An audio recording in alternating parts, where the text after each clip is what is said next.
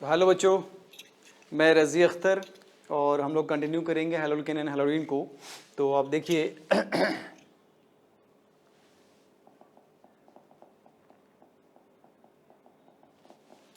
तो आज जो हम लोग डिस्कस करने जा रहे हैं बच्चों, that is nucleophilic subdivision reaction of haloarene.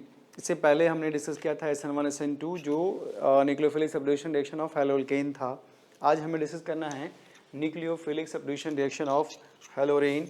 ये भी इम्पोर्टेंट माना जाता है। तो देखिए इसमें क्या क्या कॉन्सेप्ट हम लोग सीख पाते हैं। ठीक है, तो जैसा कि आप जानते हो, कहा गया कि aryl halide are extremely less reactive towards nucleophilic subdivision reaction. जैसे हैलोरीन आपके पास है, जिसको एराइल हैलाइड भी कह सकते हो, अगर आप इसका न्यूक्लियोफिलिक सबडिविशन रिएक्शन कराओगे तो बहुत मुश्किल से होगा, बहुत कम रिएक्टिव होता है एज कम्पेयर टू हैलोकेन। सवाल ये है कि ऐसा क्यों, इसके पीछे क्या रीज़न है, क्या लॉजिक है, ऐसा क्यों होता कि aryl halides are extremely less reactive towards nucleophilic subdivision reaction. इसके कई रीजंस हैं, तो ड्यू टू फॉलोइंग रीजंस, तो एक एक करके मेनली 4 रीजंस हम लोग डिस्कस करेंगे। ये आपके स्कूल एग्जाम के लिए भी बहुत इंपॉर्टेंट होता है बच्चों। आपसे पूछा जाएगा कि हैलोरीन लेस रिएक्टिव होता है as compare to haloalkane towards nucleophilic subdivision reaction, explain why. तो आप ये 2 या 3 मार्क्स से क्वेश्चन आएंगे, इसको एक्सप्लेन करेंगे। तो देखिए इसमें सबसे पहला रीज़न क्या है बच्चों, सबसे पहला रीज़न है that is called resonance effect. एक इंपॉर्टेंट रीज़न है रेजोनेंस इफेक्ट। जैसा कि आप जानते हो, ये आपके पास हैलोरीन है, इनके पास लोन पेयर है, और आप जानते हो इस क्लोरीन का लोन पेयर बेंजीन के साथ रेजोनेंस में पार्टिसिपेट करेगा लाइक दिस। जब आप इसको यूं शिफ्ट करते हो तो ऑर्थो पोजीशन पे ये क्या है बच्चों, ऑर्थो पोजीशन पे नेगेटिव आया, फिर यहाँ पे क्या आया, पैरा पोजीशन पे नेगेटिव आया, और फिर से ऑर्थो पोजीशन पे नेगेटिव आया, आपने देखा, और फाइनली फिर आपने क्लोरोबेंजीन बना लिया। तो जब आप इसका हैबिट ड्रॉ करोगे तो आप क्या देखोगे कि इस क्लोरीन एंड कार्बन के बीच क्या आता है, पार्शियल डबल बॉन्ड आ जाता है। नहीं तो क्लोरीन एंड कार्बन के बीच क्या आएगा, पार्शियल डबल बॉन्ड। और आप जानते हो पार्शियल डबल बॉन्ड को सिंगल बॉन्ड के कंपेयर में डिसोशिएट करना मुश्किल होता है। क्यों? क्योंकि इनका बॉन्ड स्ट्रेंथ बढ़ जाएगा। नहीं तो CCl bond acquire partial positive charge, as a result cleavage of this CCl bond become difficult. जो क्लोरीन एंड इसके बीच ये बॉन्ड ब्रेक करना मुश्किल हो जाएगा। इसके पीछे रीजन क्या है बच्चों, resonance effect. Due to this resonance इसमें क्या डेवलप हुआ, PDC का मतलब क्या, पार्शियल डबल बॉन्ड कैरेक्टर। तो एक बॉन्ड को तोड़ना आसान है, 2 बॉन्ड को तोड़ना, 1.5 बॉन्ड को तोड़ना मुश्किल होगा। दैट्स वाई अगर आप चाहोगे कि न्यूक्लियोफाइल आकर इस Cl को सब्स्टिट्यूट करे तो ये मुश्किल होगा। तो ये रीजन था आपका पहला। आगे देखते हैं दूसरा क्या रीजन है बच्चों, difference in hybridisation state of carbon. अब जरा ध्यान से देखिए, ये आपके पास क्या है, ये है बच्चों haloalkane and this is what, haloarene. Haloarene, आप इस कार्बन को देखिए, ये कार्बन आपका sp2 हाइब्रिडाइज्ड, इस कार्बन को देखिए sp3 हाइब्रिडाइज्ड है। आप बताइए इसमें इस करेक्टर कितना है बच्चों, 33.3%। इसमें कितना है, 25%। क्या आप जानते हो जैसे जैसे आप परसेंटेज इस करेक्टर बढ़ाओगे इलेक्ट्रोनेगेटिविटी बढ़ेगी। तो अगर आप इस कार्बन को देखिए और इस कार्बन को देखिए तो इन दोनों कार्बन में ये वाला कार्बन ज़्यादा इलेक्ट्रोनेगेटिव होगा, बिकॉज इस करेक्टर इसमें ज़्यादा है, दैट इज 33.3% है। इसका मतलब ये जो बॉन्ड आप देख रहे हैं, ये बॉन्ड 2 इलेक्ट्रॉन से मिलकर बने होते हैं। तो ये कार्बन इस इलेक्ट्रॉन को स्ट्रांगली होल्ड करेगा, जबकि इस इलेक्ट्रॉन को वीकली होल्ड करेगा कौन, ये कार्बन। जब आप इस बॉन्ड को ब्रेक करोगे तो यहां से, चूंकि कार्बन आपका इलेक्ट्रोनेगेटिव है, इलेक्ट्रॉन क्लाउड को स्ट्रांगली होल्ड कर रखा है, इस बॉन्ड को तोड़ना मुश्किल हो जाएगा। लेकिन यहां पे लूजली हेल्ड है, because this carbon is not as much as electronegative as sp2 hybridized carbon. तो इसको ब्रेक करना क्या होगा, इनके कंपेयर में आसान हो जाएगा। दैट्स वाई इस पे तो आप रिएक्शन करा सकते हो आसानी से, लेकिन यहाँ डिफिकल्ट होगा।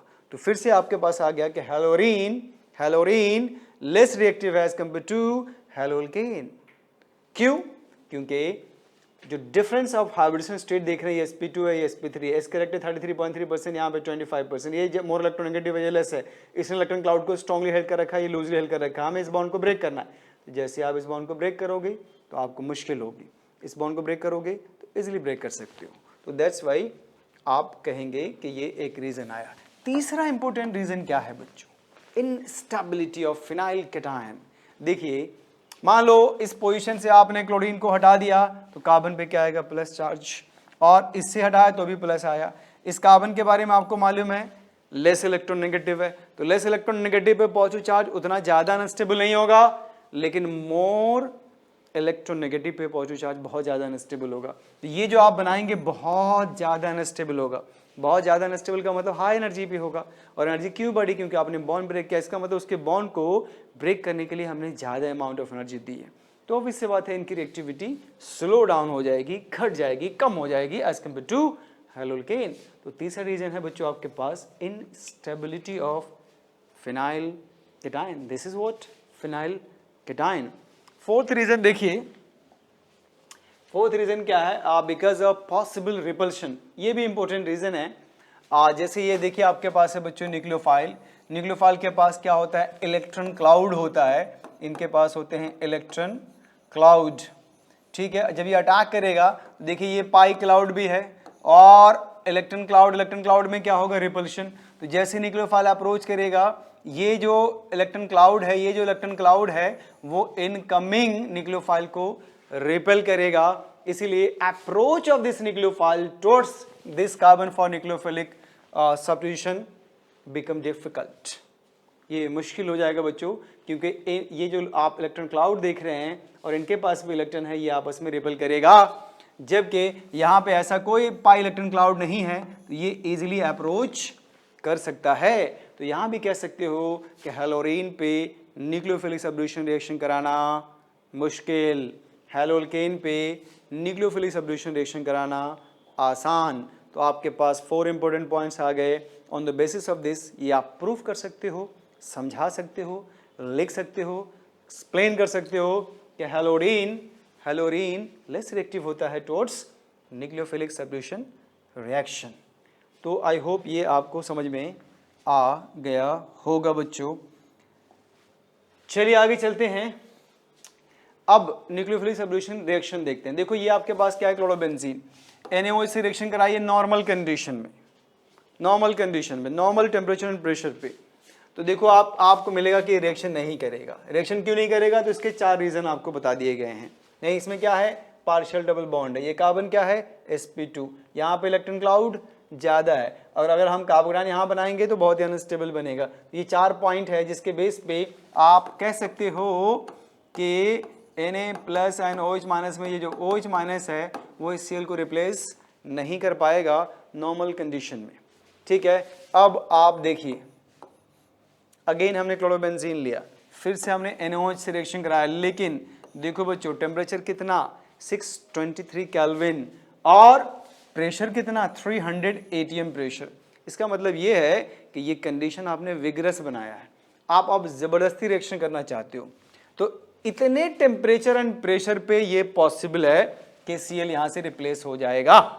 तो Cl रिप्लेस होगा तो बनेगा क्या, ये बना आपका फिनॉल, लेकिन जिस कंटेनर में आप रिएक्शन कराएंगे उसमें तो NaOH भी प्रेजेंट है।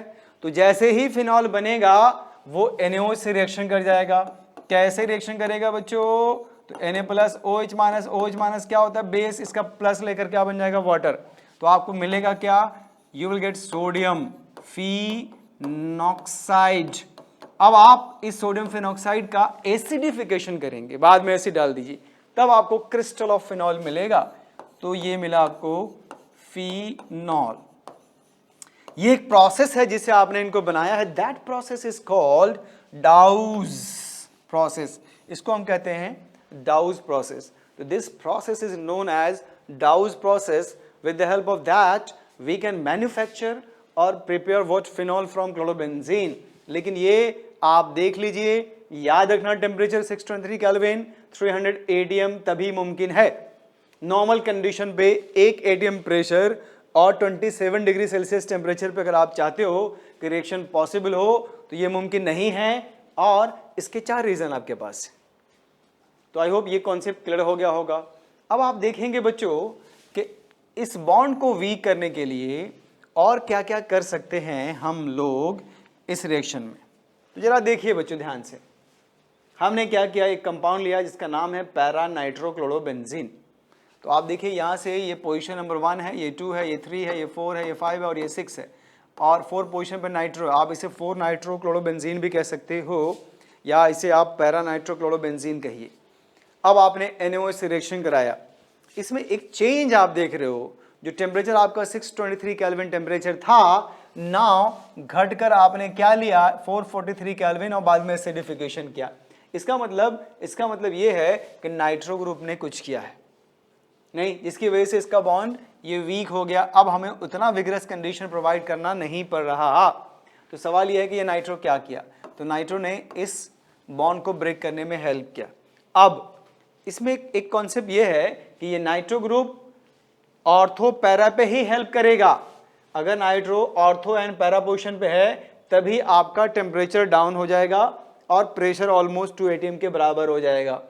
अगर इसको मेटा पे डाल दो तो फिर से आपको 623 केल्विन टेम्परेचर और ऑलमोस्ट 300 एटमॉस्फेयर प्रेशर लेना होगा। दैट मीन्स कि ये नाइट्रो ग्रुप मेटा पोजीशन पे क्लोरीन को हटाने में OH की मदद नहीं कर रहा।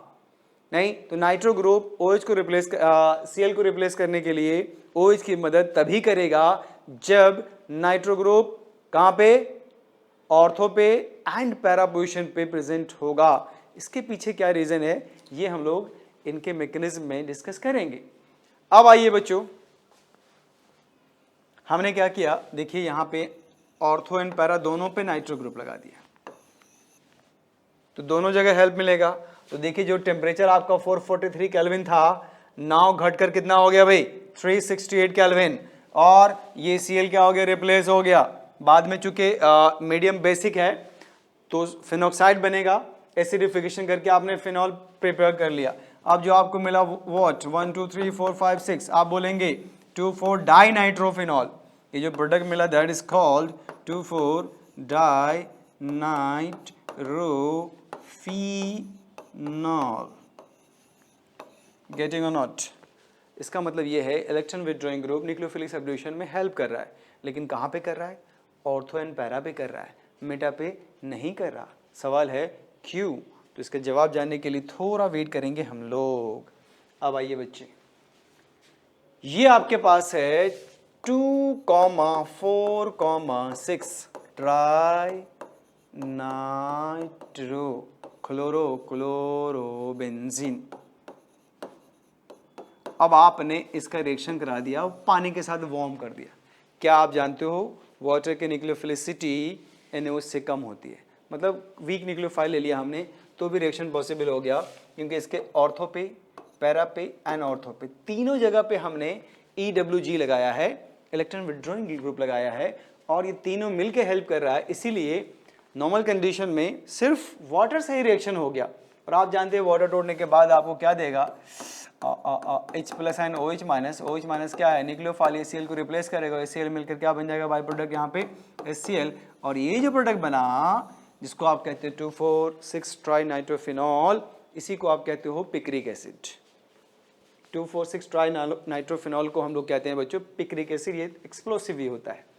अब सवाल ये है कि हमें इसका मैकेनिज्म जानना है कि कैसे बेंजीन पे प्रेजेंट Cl को न्यूक्लियोफाइल OH ने सब्स्टिट्यूट कर दिया, और इन सब्स्टिट्यूशन में नाइट्रो ग्रुप ने ऑर्थो एंड पैरा पोजीशन पे कैसे इनकी मदद की, किसकी, OH की। तो देखो बच्चों ध्यान से, जब ये OH आया इस कार्बन पे हमला करने के लिए तो ये बॉन्ड टूटा। बॉन्ड टूटने में क्या मिला, कार्बन पे नेगेटिव चार्ज, और कार्बन पे नेगेटिव चार्ज अनस्टेबल होता है कार्बन आयन। लेकिन यहाँ पे देखो ये नाइट्रो ग्रुप ने क्या किया, इस कार्बन आयन को स्टेबल कर दिया, तो यहाँ पे बन गया। अगर यहाँ पे नाइट्रो ग्रुप नहीं होता तो ये एनायन बनाना मुश्किल। क्यों? क्योंकि आप इस कंपाउंड की एरोमेटिसिटी को डिस्ट्रॉय कर रहे हो, एरोमेटिसिटी खत्म हो गई। देखो ये कार्बन आपका sp3 हो गया, तो जब एक स्टेबल कंपाउंड को ब्रेक करोगे तो अनस्टेबल बनेगा। अगर इसको कोई मदद करने वाला नहीं होता तो वापस से फिर बेंजीन बन जाएगा ना। तो चूंकि नाइट्रो ग्रुप विथड्रॉइंग ग्रुप होता है और वो कार्बन आयन को स्टेबल करता है, इसलिए यहाँ पे स्टेबल हुआ। फिर जब आप रेजोनेंस करके यहाँ पे ले गए तो यहाँ फिर स्टेबल हो गया, देखो ये नेगेटिव चार्ज को इसने बैलेंस कर लिया, स्टेबल कर दिया। और फिर अगर आप रेजोनेंस करके कहाँ पे ले जाओ, इस पोजीशन पे ले जाओ, तो यहाँ पे भी पहले से क्या है NO2, इसने भी क्या कर दिया, स्टेबल कर दिया। अगर आप यहाँ पे नाइट्रो लगाते तो देखो नेगेटिव चार्ज यहाँ से जंप करके यहाँ आया, इसके पास आया ही नहीं। ध्यान सुनिए, नेगेटिव चार्ज ऑर्थो से डायरेक्ट पैरा पे आ रहा है, मेटा पे नहीं।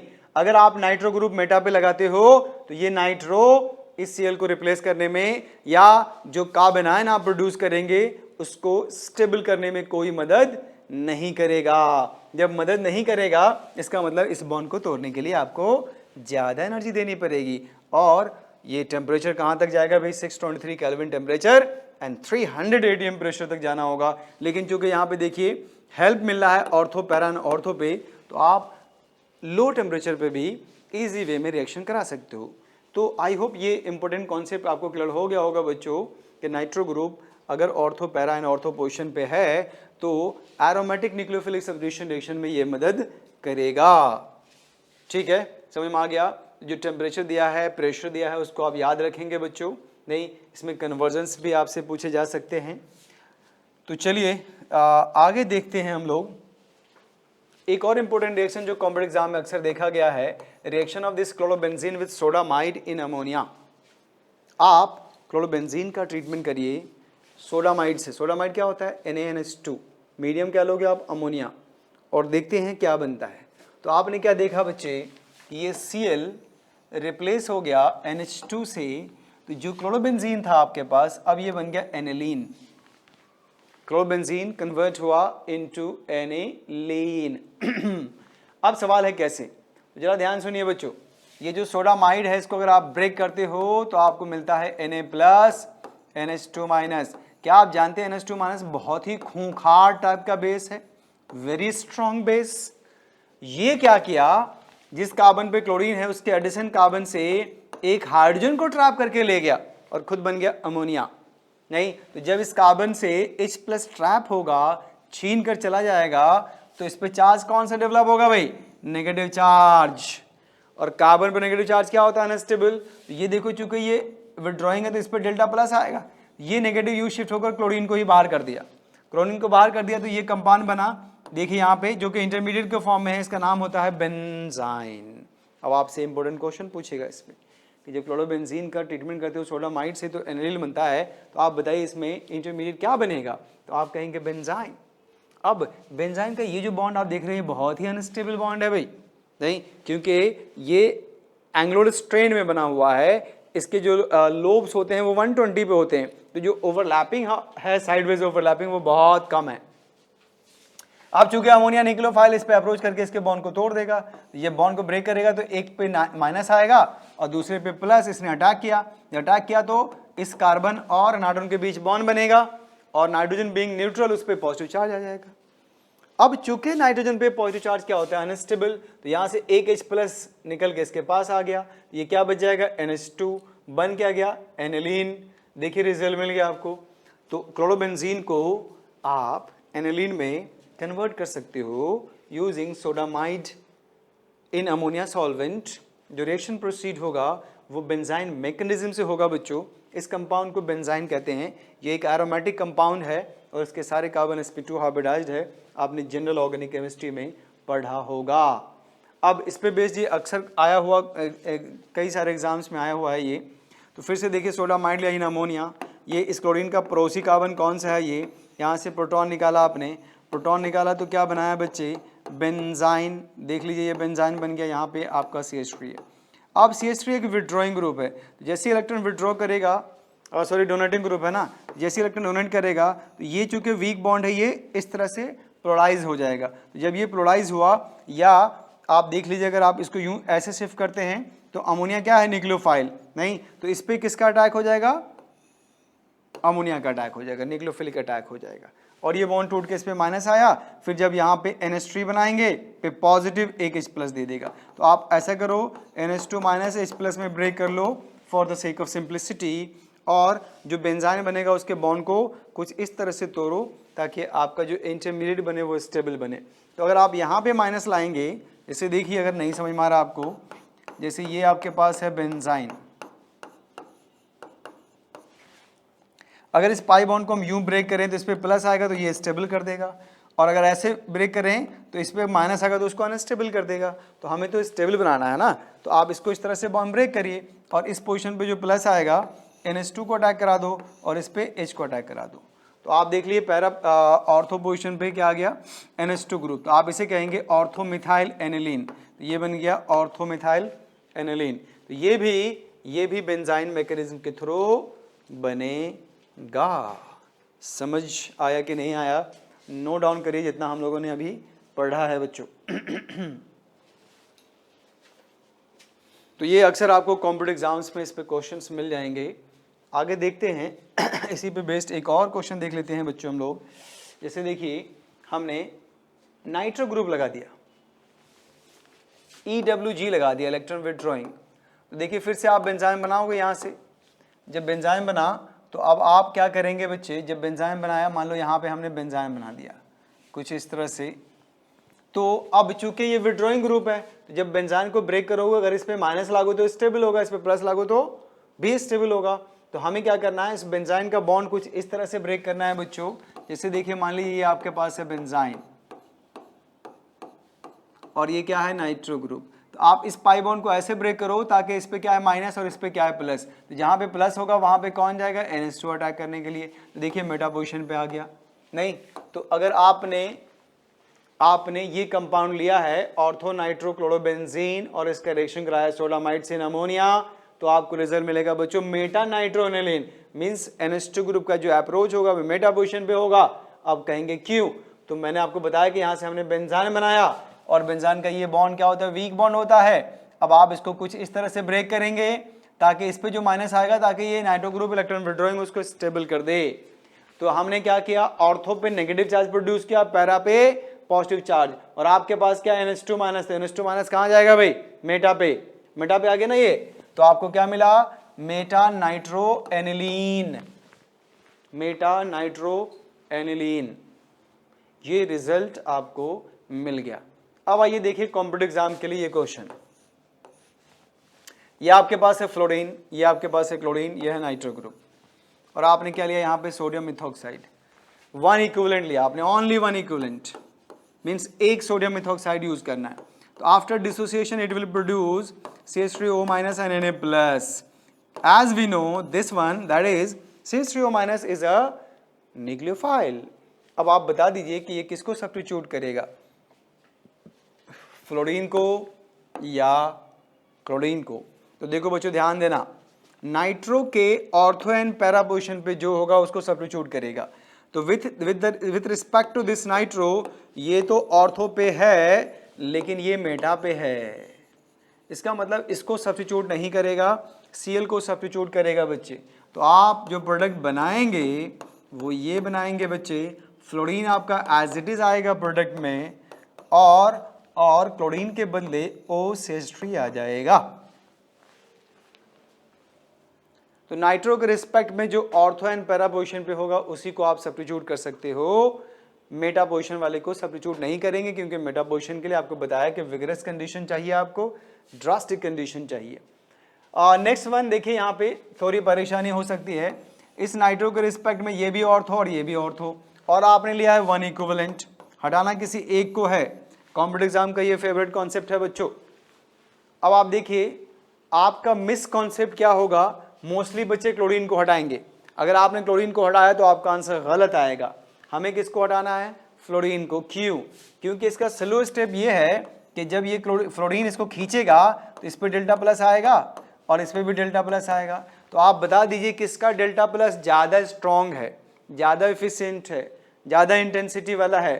तो जो ज़्यादा इलेक्ट्रोनेगेटिव होगा तो इसीलिए ये इस पर अटैक करेगा, और यही स्लो स्टेप होता है। तो स्लो स्टेप डिसाइड करेगा कि किसको हटना है किसको नहीं हटना है। तो आप फ्लोरीन को हटाएंगे बच्चे, फ्लोरीन को जब आप हटाएंगे तो क्लोरीन आपका एज इट इज जाएगा प्रोडक्ट में, और इस फ्लोरीन के बदले OCH3 ग्रुप यहाँ पे आके अटैच्ड हो जाएगा। ये बहुत ही इंपॉर्टेंट कॉन्सेप्ट है, जब आप MCQ बनाओगे तो आपको समझ में आएगा बच्चों।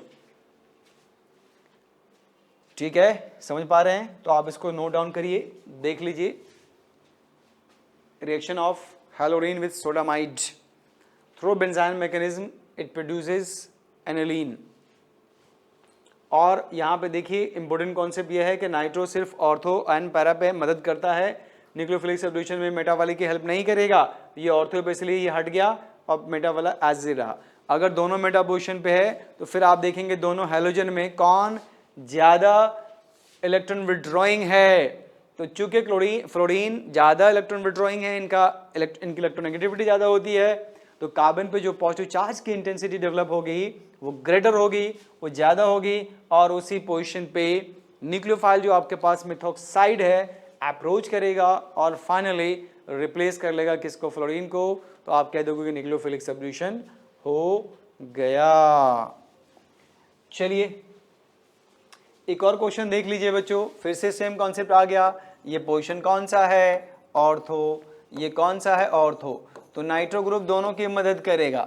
अब आपको चेक करना है इन दोनों कार्बन में प्लस किसके पास ज़्यादा है, तो ऑब्वियस सी बात है इनके पास ज़्यादा है, तो आप इनको रिप्लेस करिए बच्चे, तो जो प्रोडक्ट मिलेगा वो क्लोरीन जाएगा, नाइट्रो क्लोरीन के बाद कौन आएगा भाई, OCH3, यहाँ पे Br रहेगा एज इट इज़। तो आई होप आप लोगों को ये कॉन्सेप्ट भी न्यूक्लियोफिलिक सब्स्टिट्यूशन का समझ में आ गया होगा। ठीक है, इतना ही आपके सिलेबस में है, चाहे वो IIT के लिए आप पढ़ो या फिर PMT के लिए पढ़ो। अब हमें देखना है बच्चों इसमें some important reactions of chloroform.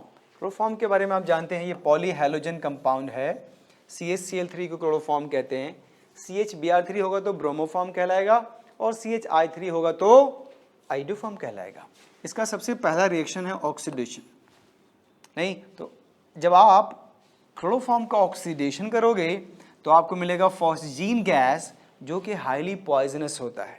नहीं तो फॉस्जीन गैस इज ऑब्टेन्ड। सवाल है कैसे? अगर आप ऑक्सीडेशन करते हो क्लोरोफॉर्म का तो आपको एक पॉइजनस गैस मिलेगा, that is highly poisonous gas. ठीक है, अब कैसे मिलेगा बच्चों, तो जरा आप ध्यान से देखिए। तो ये आपके पास क्लोरोफॉर्म है, हमने यहाँ पे HNu लिया, हाफ HNu। इसका मतलब ये है कि एक ऑक्सीजन इसमें जाकर एंटर कर जाएगा। नहीं, चूंकि 3 विड्रॉइंग ग्रुप है ही, तो अब आपको जो मिलेगा बच्चों देखिए OH, Cl Cl Cl। लेकिन एक कार्बन पे OH and Cl कभी सर्वाइव नहीं करता, ये बहुत ही अनस्टेबल होता है बच्चों। तो होगा क्या कि ये देखिए ये अपने लोन पेयर को बैक कॉन्जुगेशन में इम्प्लीमेंट करके Cl को बाहर कर देगा।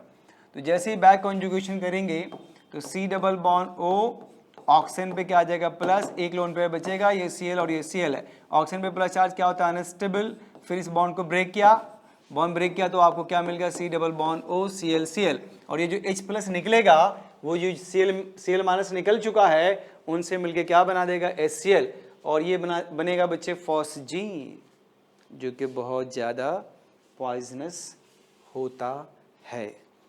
अब आपसे कुछ बेसिक क्वेश्चन पूछे जाएंगे स्पेशली बोर्ड एग्जाम में कि why chloroform is stored in dark brown बोतल। आपसे पूछा जाएगा कि क्यों क्लोरोफॉर्म को डार्क ब्राउन बोतल में स्टोर किया जाता है। तो आप कहेंगे टू प्रिवेंट ऑक्सीडेशन। भाई सनलाइट के प्रेजेंस में ऑक्सीडेशन हो रहा है, मान लो क्लोरोफॉर्म ऑक्सीजन के कांटेक्ट में आ भी गया तो बिना सनलाइट का कैसे रिएक्शन करेगा, नहीं। तो अगर आपने डार्क ब्राउन बोतल में क्लोरोफॉर्म को रखा है तो ऑक्सीडेशन से बच जाएगा, मतलब फॉस्जीन नहीं बनेगा। और फॉस्जीन क्या होता है, पॉइजनस होता है। और क्लोरोफॉर्म को एनेस्थेसिया में यूज़ किया जाता है, आप जानते ही हो। अगर आप किसी को एनेस्थेसिया दोगे और बन गया फॉस्जीन तो वो तो परमानेंट एनेस्थेसिया हो जाएगा भी, नहीं। तो इसीलिए आप क्लोरोफॉर्म को डार्क ब्राउन बोतल में स्टोर करेंगे, पहली बात। दूसरी बात कि जो क्लोरोफॉर्म को जिस बोतल में स्टोर करते हैं उसको up to neck, up to brim fill करते हैं, बीच में थोड़ा भी गैप नहीं होना चाहिए। क्यों?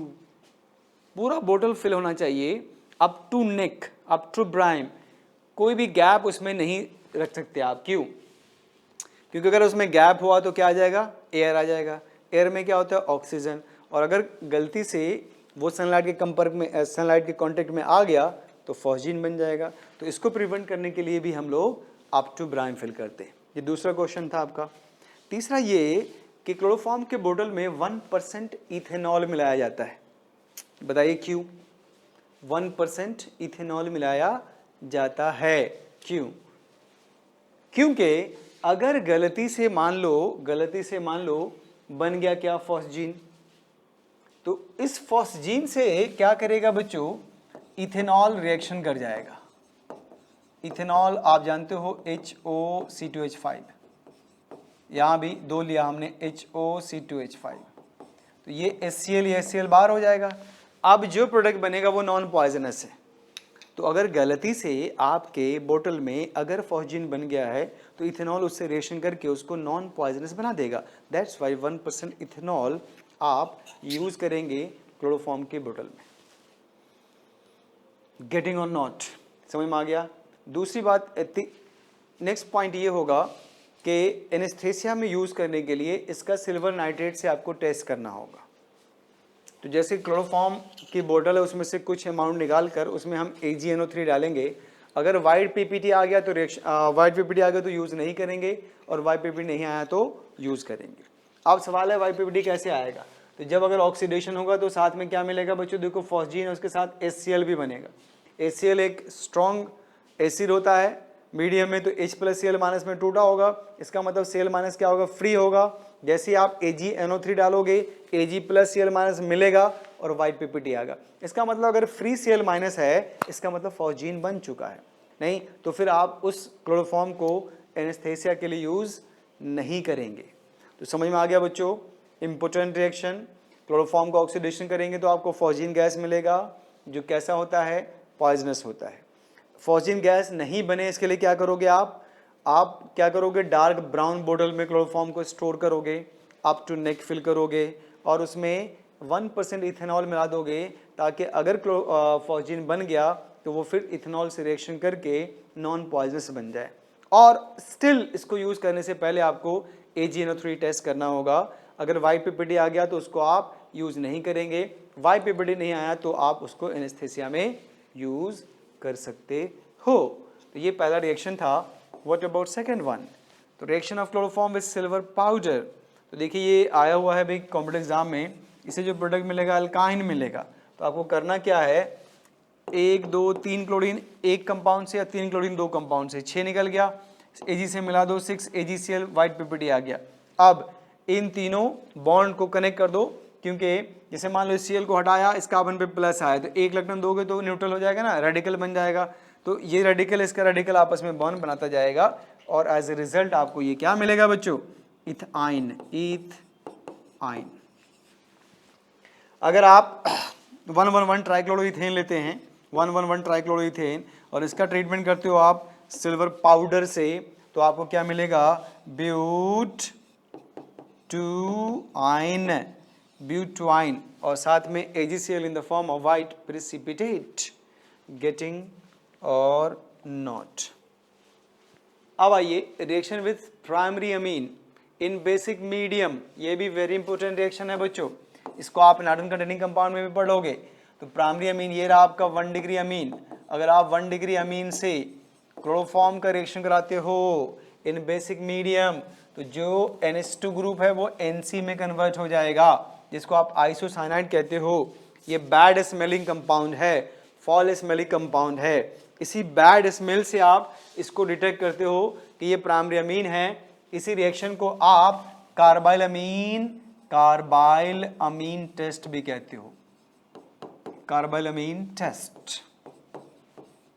ये टेस्ट यूज करेंगे हम लोग for the detection of primary amines, चाहे वो एलिफैटिक हो या फिर एरोमेटिक।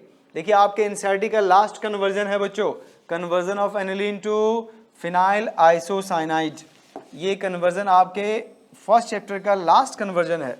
तो आप देखिए क्या करो, एनिलीन ले लो, ये रहा आपका एनीलीन, इसका ट्रीटमेंट करिए क्लोरोफॉर्म इन बेसिक मीडियम, क्या बन जाएगा, फिनाइल आइसोसाइनाइड। तो result will be formation of phenyl isocyanide. यही कन्वर्जन आपसे पूछा गया कि how would you able to convert aniline into phenyl isocyanide. तो using chloroform in basic medium आप NaOH या KOH दोनों में कुछ भी ले सकते हो, जो NH2 ग्रुप है that will converted into isocyanide. Next reaction देखिए, रिएक्शन विथ नाइट्रिक एसिड। ये भी फेमस रिएक्शन है बच्चों। अगर आप क्लोरोफॉर्म का रिएक्शन कराते हो नाइट्रिक एसिड से, तो नाइट्रिक एसिड का OH और क्लोरोफॉर्म का H in the form of water निकल जाएगा और आपको एक कंपाउंड मिलेगा। देखो जिसमें 3 क्लोरीन है, एक नाइट्रो ग्रुप, एक कार्बन है। इस कंपाउंड का नाम होता है बच्चों क्लोरोपेक्रिन। क्लोरोपेक्रिन, इसी को आप कहते हैं टीयर गैस, इसे कहते हैं आप टीयर गैस। और ये 1,1,1 ट्राइक्लोरो नाइट्रोमीथेन है। नहीं तो ये भी आपके लिए इंपॉर्टेंट रिएक्शन है, specially for competitive exam. Reaction of chloroform with nitric acid produces tear gas और क्लोरोपेक्रिन, इसी को 1,1,1 ट्राइक्लोरो नाइट्रोमीथेन भी कह सकते हो। नोट करिए, इंपॉर्टेंट रिएक्शन है, very very very very important reaction. आप जब भी MCQ बनाओगे ये आपको मिलेगा। नेक्स्ट है reaction with zinc in acid. तो देखो इसमें आपको एक्सेस में लेना होगा और कॉन्सेप्ट ये है, क्लोरीन हटाओ हाइड्रोजन लगाओ प्रोडक्ट पाओ। क्लोरीन हटाओ हाइड्रोजन लगाओ प्रोडक्ट पाओ। 3 क्लोरीन हटेगा, 3 हाइड्रोजन आएगा, 1 हाइड्रोजन पहले से, क्या बन जाएगा भाई? मीथेन। मीथेन और ZnCl2 आपका एज ए बाई प्रोडक्ट मिल जाएगा। एक और रिएक्शन देखते हैं हम लोग, reaction with acetone in basic medium. Famous reaction, important reaction, very very. ये भी क्या reaction of acetone, this is what acetone. इसका रिएक्शन कराइए क्लोरोफॉर्म्स इन बेसिक मीडियम। तो देखो बच्चे क्या होगा कि ये OH इसका H+ लेके जाएगा, ये माइनस चार्ज बनेगा, ये माइनस जाके इसके पाई बॉन्ड पर अटैक करेगा और फिर O- जो वाटर बना उसे H+ निकाल लेगा। ये एक कंपाउंड बनेगा आपका। आप चाहो तो इसका H इस ऑक्सीजन को दे दो और इस कार्बन के साथ इसका बॉन्ड बना दो। जो प्रोडक्ट बनेगा उसका नाम है क्लोरेटोन। ये स्लीप इंड्यूसिंग मेडिसिन है, इसको खाने से नींद आ जाएगा। अभी नहीं, नींद लाने वाली, हिप्नोटाइज आप कह सकते हो, हिप्नोटाइज करने के लिए ये यूज होता है। तो आप देखिए इसको अगर आप नेमिंग करना चाहें तो 1,1,1 ट्राइक्लोरो 2 मिथाइल प्रोपेन टोल ये बना, जिसको आप क्लोरेटोन कहते हो। ये स्लीप इंड्यूसिंग मेडिसिन बनाने के लिए यूज होता है, ये हिप्नोटाइज करने के लिए यूज होता है।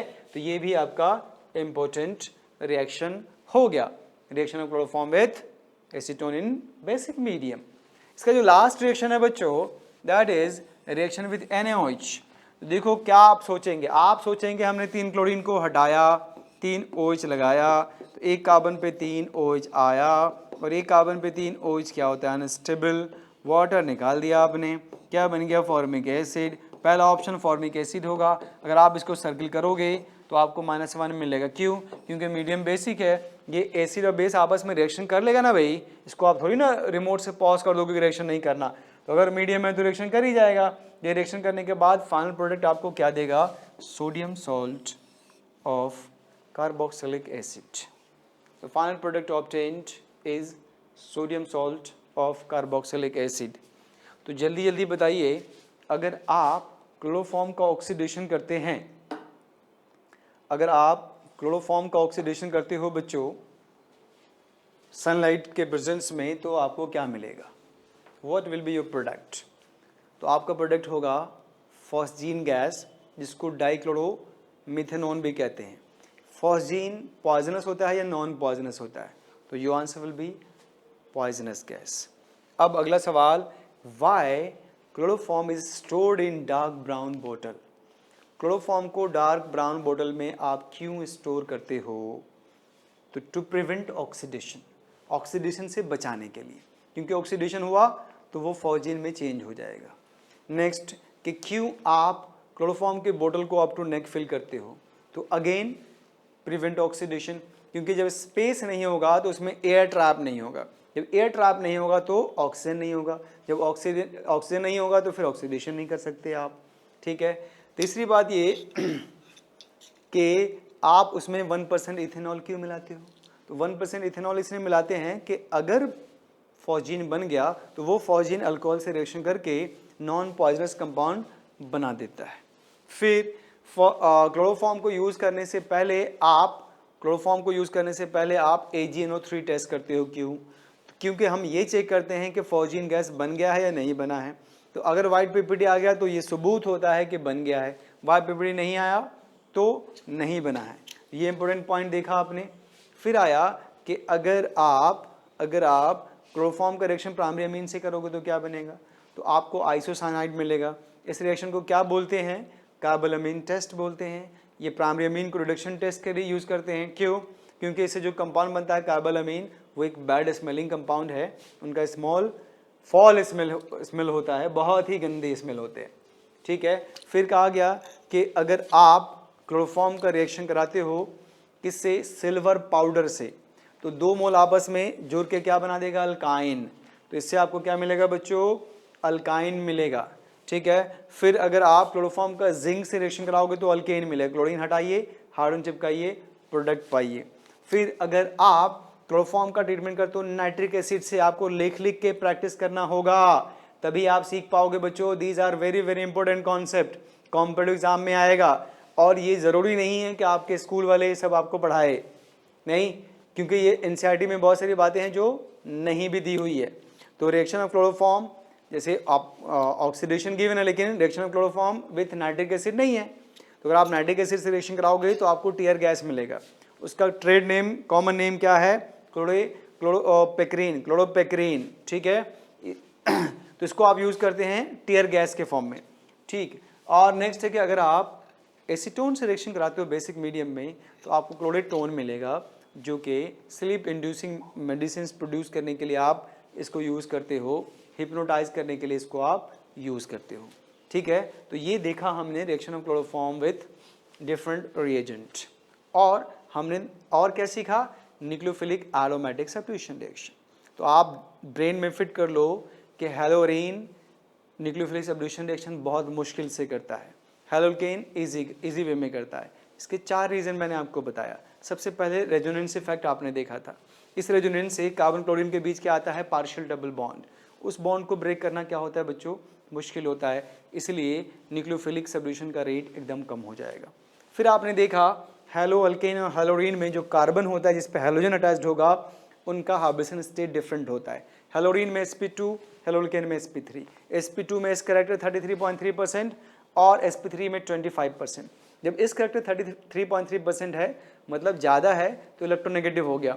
अब उस कार्बन से, चूंकि हाइड्रोजन ने उस कार्बन से ही बॉन्ड बनाया है और उस बॉन्ड को तोड़ने के लिए आपको कार्बन से इलेक्ट्रॉन छीनना होगा, तो चूंकि कार्बन इलेक्ट्रोनेगेटिव है तो इलेक्ट्रॉन क्लाउड को स्ट्रांगली होल्ड करेगा, तो वहाँ से निकालना मुश्किल। दैट्स वाई हेलोरीन की रिएक्शन कम हो गया। नेक्स्ट था कि फिनाइल कैटायन, अगर आप मान लो आपने क्लोरीन हटा लिया तो जिस कार्बन से हटा उस कार्बन पे प्लस आएगा, that is called phenyl cation, जो कि बहुत ज़्यादा अनस्टेबल होगा। दैट मीन्स उसको प्रोड्यूस करने के लिए आपको ह्यूज अमाउंट ऑफ एनर्जी देनी होगी। चौथी बात ये थी कि क्लोरोबेंजीन में इलेक्ट्रॉन क्लाउड होते हैं, पाई क्लाउड। जब न्यूक्लियोफाइल अप्रोच करेगा तो वो पाई क्लाउड इनकमिंग न्यूक्लियोफाइल को रिपेल करेगा। तो approach of nucleophile towards that carbon on which chlorine are present, तो ये मुश्किल हो जाएगा। जब मुश्किल होगा तो रिएक्शन स्लो डाउन हो जाएगा, कम हो जाएगा। जबकि हेलोकेन में ऐसा कोई पाई क्लाउड नहीं होता जो उसको रिपेल करे, तो वहाँ इजीली अप्रोच कर सकता है कौन? न्यूक्लियोफाइल। तो that's why haloarene is less reactive as compare to haloalkane. ये आपको समझ में आ गया। फिर बात आई कि अगर आप ज़बरदस्ती रिएक्शन कराते हो तो इसके लिए आपको विगरस कंडीशन क्रिएट करना होगा। जैसे 623 केल्विन टेम्परेचर हमने लिया और 300 ATM प्रेशर लिया, तब ये निकल गया। इसको आप याद रखना कि एक प्रोसेस कहलाता है, that is called Dow's process. और एक स्टेप और आपको लेना होगा, दैट इज कॉल्ड एसिडिफिकेशन। तो आपको क्या मिलेगा? Phenol, crystal of phenol. ठीक है। अगर आप चाहते हो कि ये रिएक्शन और इजी वे में हो जाए तो इसके लिए आपको EWG लगाना होगा, ऑर्थो एंड पैरा पोजिशन पे इलेक्ट्रॉन विड्रॉइंग लगाना होगा। और सबसे जाना पहचाना इलेक्ट्रॉन विड्रॉइंग ग्रुप हमारे पास क्या है बच्चों? Nitro group. तो नाइट्रो ग्रुप को अगर आप ऑर्थो पैरा पे या दोनों पे या तीनों पे लगा दोगे तो न्यूक्लियोफिलिक सब्स्टिट्यूशन रिएक्शन आसान हो जाएगा। मैंने बताया क्यों? क्योंकि जब न्यूक्लियोफाइल का अप्रोच होगा उस कार्बन पे जिस कार्बन पे हेलोजन है, तो वहाँ से नेगेटिव चार्ज डेवलप होगा। वो नेगेटिव चार्ज पहले ऑर्थो पे बनेगा, फिर पैरा पे बनेगा, फिर ऑर्थो पे बनेगा। अगर आपने ऑर्थो पैरा एंड ऑर्थो पे कोई विड्रॉइंग ग्रुप लगा रखा होगा तो वो उस नेगेटिव चार्ज को स्टेबल कर देगा। और अगर नहीं लगा रखा होगा तो जो नेगेटिव चार्ज बनेगा अनस्टेबल, तो हो सकता है फिर वापस से वो रिएक्शन नहीं करे, वापस से बेंजीन बन जाए, एरोमेटिक कंपाउंड बन जाए। इसीलिए नाइट्रो ग्रुप को आपको ऑर्थो पैरा ऑर्थो पे लगाना होता है। और आपने देखा कि रिएक्शन कंडीशन में जब आपने पैरा पोजिशन पे लगा दिया तो जो 623 केल्विन टेम्परेचर था वो घट के 443 हो गया, और अगर आपने दोनों पे लगा दिया तो 368 केल्विन हो गया, और अगर आपने तीनों पे लगा दिया तो इवन वाटर ने रिएक्शन कर लिया, चूंकि वाटर की न्यूक्लियोफिलिसिटी कम होती है। ठीक है, ये सीखा हमने। और एक बात और सीखा कि अगर नाइट्रो ग्रुप प्रेजेंट है बेंजीन न्यूक्लियस पे और दो हैलोजन आपने अटैच कर रखा है, तो जो हैलोजन ऑर्थो पैरा पे होगा वही न्यूक्लियोफाइल के द्वारा हटेगा, जो मेटा पे होगा वो नहीं हटेगा। और मान लो अगर दोनों ऑर्थो पे आ गया तो आप उसको हटाएंगे जो ज़्यादा इलेक्ट्रोनेगेटिव होगा। इस कॉन्सेप्ट पे क्वेश्चन आईआईटी ने कई बार पूछा है। तो आई होप आप लोगों को आज की क्लास पूरी डिटेल समझ में आ गई होगी। तो आप इसको बार बार रिवाइज करना बच्चों, नहीं और किताब पढ़िए, आप एनसीईआरटी बुक पढ़िए, लाइन टू लाइन पढ़िए, रिसर्च करके पढ़िए, नहीं, ताकि आपका कॉन्फिडेंस डेवलप होगा। और बाकी कॉन्सेप्ट मैंने आपको समझा दिया है। ये सब सीखने के बाद अगर आप एमसीक्यू सॉल्व करते हैं तो आप एंजॉय करोगे। ठीक है, तो आज की सभा यहीं समाप्त की जाती है। Good night.